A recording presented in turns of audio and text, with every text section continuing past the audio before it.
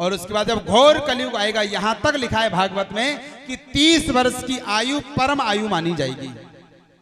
यदि व्यक्ति 30 वर्ष जी लेगा तो जैसे आजकल 100 वर्ष जो व्यक्ति जी लेता है उसके लिए उत्सव मनाते हैं, वैसे उस समय 30 साल जी लेगा तो समझ लेना बहुत बड़ा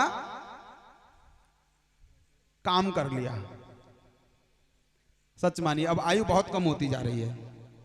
पहले 100 वर्ष वेद कहता है शतम जीवेत, 100 वर्ष तक जीना चाहिए था, लेकिन अब क्या करें 60, 65, 70 और 75, बस इतनी आयु रह गई है।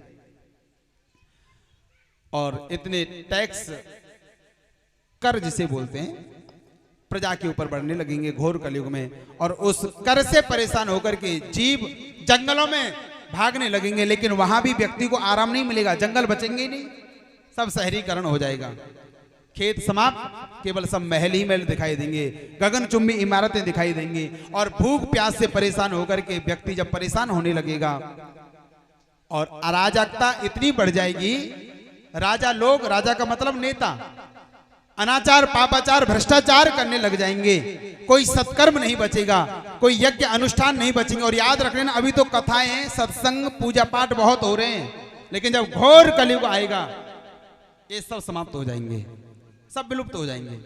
और सच मानिए उसकी कुछ अभी से लक्षण दिखाई देने लगे हैं। जितने भी संतों के आप चरित्र सुन रहे हैं भक्तों के, और कुछ ऐसे भी चरित्र आगे बीच में हैं कि उनको लोग देख देख करके उनकी आस्था भी कम होने लगी है। अब जो नई पीढ़ी आ रही है उसे तो धर्म के प्रति बिल्कुल रुचि नहीं है। अरे छोड़िए धर्म की बात, पूजा पाठ की बात छोड़िए, उनको तो माता पिता के पैर छूने में भी शर्म आती है।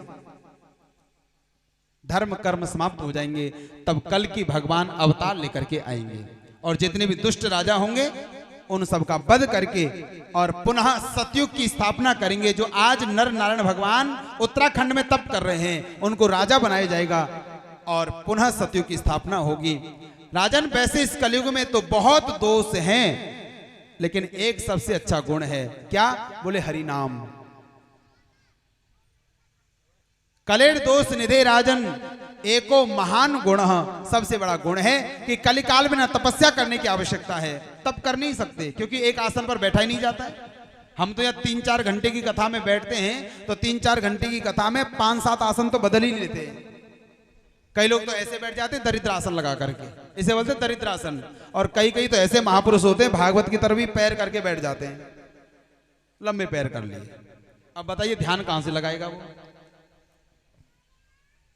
ध्यान लगाने के लिए सबसे पहली शर्त है कि एक आसन पर बैठना पड़ेगा, ध्यान नहीं लगा सकता कलयुग का व्यक्ति।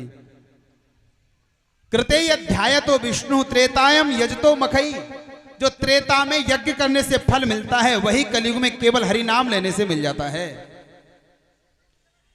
द्वापरे हरिचर्यायाम कलौ तद्धरि केशव कीर्तनात्, और कलयुग में केवल हरि नाम लेने से जीव का उद्धार हो जाता है।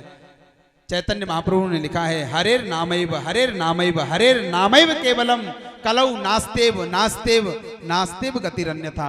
कलिकाल में केवल हरि नाम लिया जाए उसी से जीव का उद्धार हो जाता है। गोस्वामी तुलसीदास जी भी यही बात लिखते हैं, कलयुग केवल नाम आधारा और सुमेर सुमेर नर उतरहि पारा।